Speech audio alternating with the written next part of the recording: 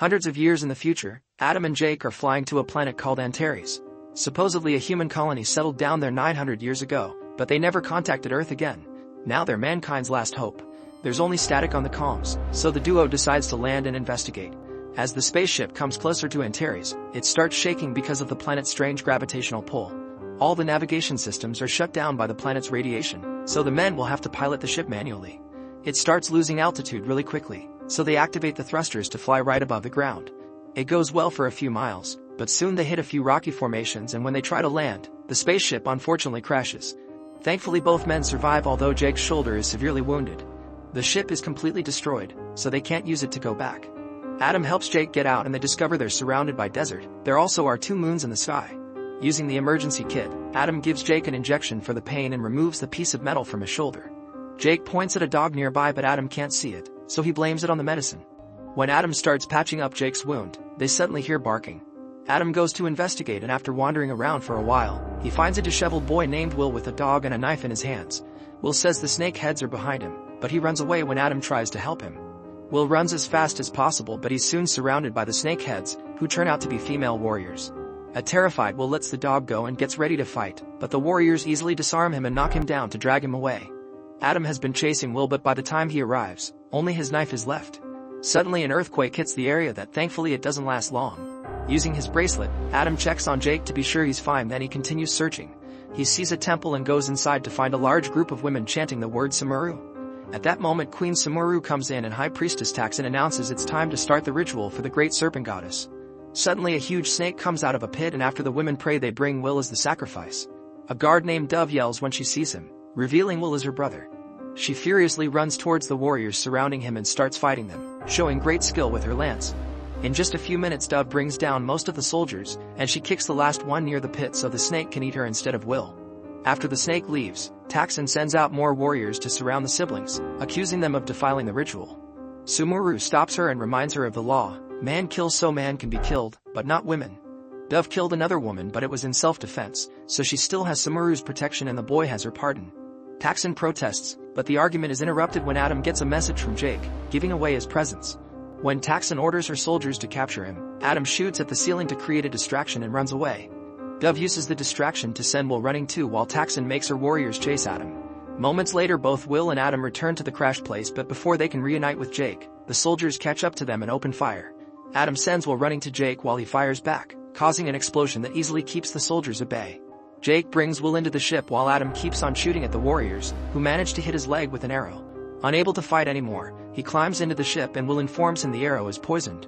The warriors surround the ship and get ready to enter, but at that moment Sumuru arrives with her own guards and orders them to stop. The first warriors remind her that they work for Taxon, but Sumuru points out she is the queen and her orders override Taxon's. After those soldiers leave, Sumuru enters the ship, removes the arrow from Adam's leg, and injects him with an antidote that makes him pass out. Afterward she orders Dove and the guards to take the men as prisoners. Moments later a healed Adam wakes up in Sumuru's home. The guards bring over Jake, who is feeling much better because the locals took care of his wound too. They discuss the situation and realize they've only seen women so far, which is strange. They also point out everyone speaks English, so they must be descendants from the original crew sent by Earth. While Will sneaks into the room, Jake tells Adam that he did some scans after the earthquake, learning this planet is going through some major tectonic changes. There are underground volcanoes, shifting magma flows, and even the magnetic fields are fluctuating, which cause their ship's system to fail. This means Antares only has 2 or 3 months left before it explodes. Then Adam uses his scanner on his arm and Jake's to make sure they're both healthy, mentioning a mysterious virus. Suddenly another earthquake hits the area and makes them fall. It doesn't last long, and when it's done, Will says it was caused by the sacred snake moving underground. He also asks about the scanner, so Adam uses it on the boy's arm too and confirms there's no virus here. They're interrupted by Dove, who announces Sumuru wants to see Adam. He's taken to the queen's room and he has to watch how she showers. When she's finished, Sumuru grabs Adam's gun and tests it on the ceiling. Pleased by the resulting explosion, Sumuru sends the guards out so she can chat with Adam privately. When he mentions Earth and the traveling colonists, Sumuru explains society in this planet started 914 years ago, which matches Adam's story. He then activates a hologram on his bracelet, which at first Sumuru thinks it's magic. For 50 years the colonists that came to Antares kept sending messages to other human colonies, but they lost contact after humanity went through a series of wars. 200 years were needed to rebuild civilization, and by then they had forgotten about Antares. Sumuru wonders why they came now, and Adam says they're here to help since the planet is unstable. The queen explains they mine oil and gas and that may have caused all the trouble, but the locals turn to God for answers and Taksin has been feeding that idea with the rituals. Taksin had originally been raised as the future queen since her family produced 4 royals, but the queen is elected by the people and Sumuru won, so Taksin is still bitter. Adam informs Sumuru that they need to evacuate the planet before it's too late, but Sumuru points out his spaceship is destroyed and that men only bring the curse of darkness. When Adam asks about Antares' men, Sumuru takes him to the mines, unaware Will is following them. To Adam's shock, all the men are kept as slaves because they have muscles and the women rule because of their brains. An angry Adam protests as he grabs Sumuru's arm but she stays calm as she explains men brought death in the past. She also points out the women still mate with the men simply to make more babies and proceeds to kiss Adam while Taksin watches from afar. When Adam says this isn't peace, it's slavery, Sumuru starts throwing punches at him. The first few land, but soon he starts dodging and eventually he captures Sumuru. Dove strikes him from behind to save her queen, who orders the soldiers to lock Adam and Jake up. Seeing all this, Taksin orders her warriors to kill Sumuru's guards and kidnap the duo. As Sumuru's guards are taking Adam through the tunnels, Taksin's warriors approach them from the shadows. At that moment Will yells to warn the group about the ambush, but it's too late. Dove and the other guards are all quickly shot down with arrows. While Taksin's soldiers capture Adam, Will runs to his sister, who asks him to tell Sumuru what happened and then dies. Adam is taken to Taksin's room and she offers him to join forces against Sumuru. She shares that when the colonists arrived, God was angered by their terraforming and sent lightning that killed most of the men. Taksin believes in the god's magic and disapproves of Sumuru's interest in science since that's what caused the god's anger in the first place. She grabs Adam and starts getting affectionate, but he pushes her off when he notices a screen on the wall that Taksin calls a relic from the old times. Adam approaches the screen and is startled by a snake, so Taksin tells him it's one of her sacred children. However, Adam throws the snake on the ground anyway and steps on it to kill it. Taksin says she should punish him with death for that, but instead she starts kissing him. While she's distracted, Adam uses his bracelet to connect to the screen but it isn't working well. Taksin thinks the bracelet is magic and demands to have it. When Adam says no, she takes out a knife and tries to attack him, but Adam quickly blocks her and disarms her. Then Taksin calls the guards and orders them to chain Adam, however they remove their helmets and reveal to be Sumuru and Jake. Sumuru points out Taksin broke the law by killing women and punches her to knock her out. Afterward Sumuru and the guys reunite with Will and the Queen's guards. Sumuru announces they'll be going to the burn zone, which Will is afraid of. Jake tells Adam that he's been investigating and he theorizes that the tragedy that killed the colonist men was probably radiation, meaning the command center has a very unstable power reactor. As the group takes the tunnels to travel safely, Sumuru explains the locals escaped from the burn zone centuries ago and a relic from that era passes from queen to queen. The guys look at the relic and see a picture of the colonist ship, which is still in the burn zone. Sumuru wants to take them there so they can leave the planet before they cause more trouble. While they continue to cross the tunnels, some of Taksin's warriors begin approaching, so the group runs to hide before they could be seen. If the warriors are moving, Taksin must have raised the alarm and all the exits will be guarded. However, Will is always sneaking around and knows of an alternate route.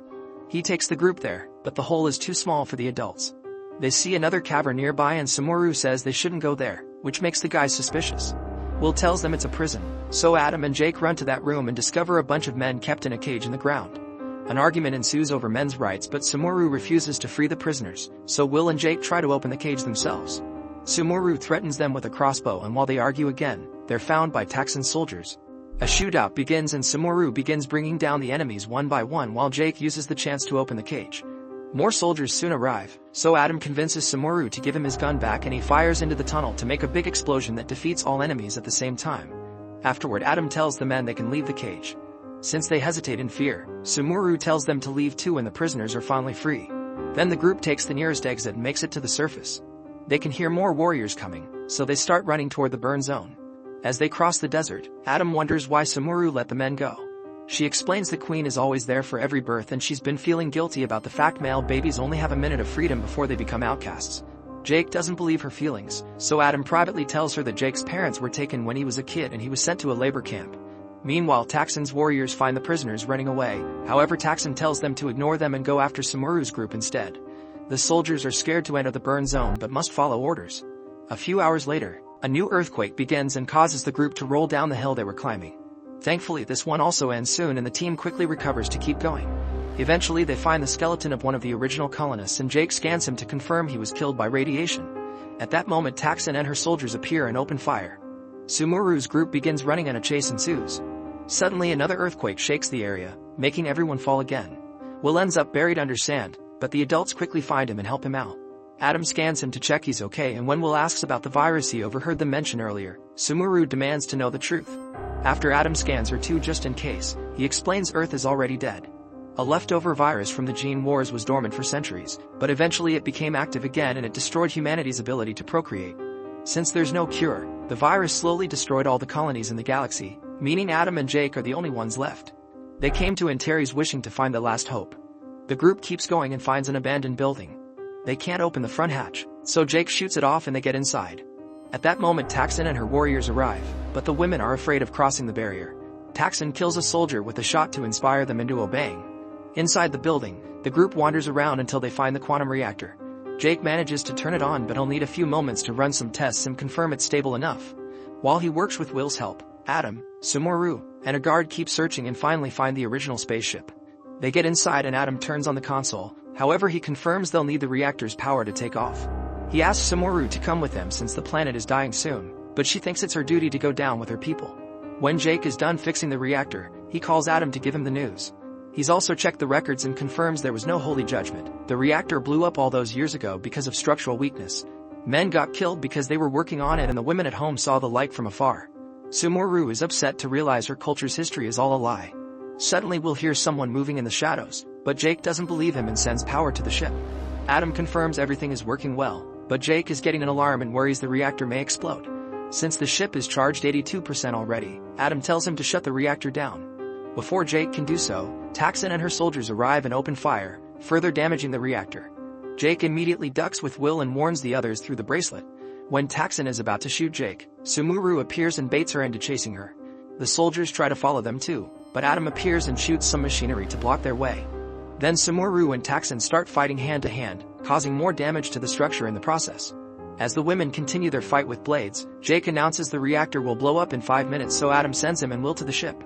The warriors try approaching again, but Adam stops them with another shot. Sumuru and Taxon are still fighting with no end in sight because their skills are matched. Adam tells them about the incoming explosion, inspiring Sumuru into finally overpowering Taxon. She disarms her and then throws her against the power box, electrocuting her. When the group is about to leave, Taxon reveals to be alive and tries to attack again, only to be shot down by Adam for good. The group runs away and manages to get in the ship just in time. They take off without trouble and fly back to the city, where all the locals watch them with awe. Sumuru feels bad about them and Adam comforts her with a kiss. The earthquakes are starting to get worse, meaning Jake miscalculated and the planet is ending soon. However, Adam makes him stop the ship anyway, saying that it's big enough to save everyone. Once the ship lands, Sumuru tells her people that they're going to the stars together. The men are still wary, so Sumuru throws away her whip and guides everyone inside. Suddenly the giant snake bursts through the ground, triggering another earthquake. It starts hitting and biting the ship, which could cause enough damage to stop it from leaving. Seeing the snake's position on the cameras, Adam tells Jake to activate a specific thruster and the fire scares the snake. When it tries to escape, Jake makes the flame larger to burn it down. Afterward, the ship finally leaves the planet. While everyone gets comfortable for the long journey, a guard surprises Will with his dog.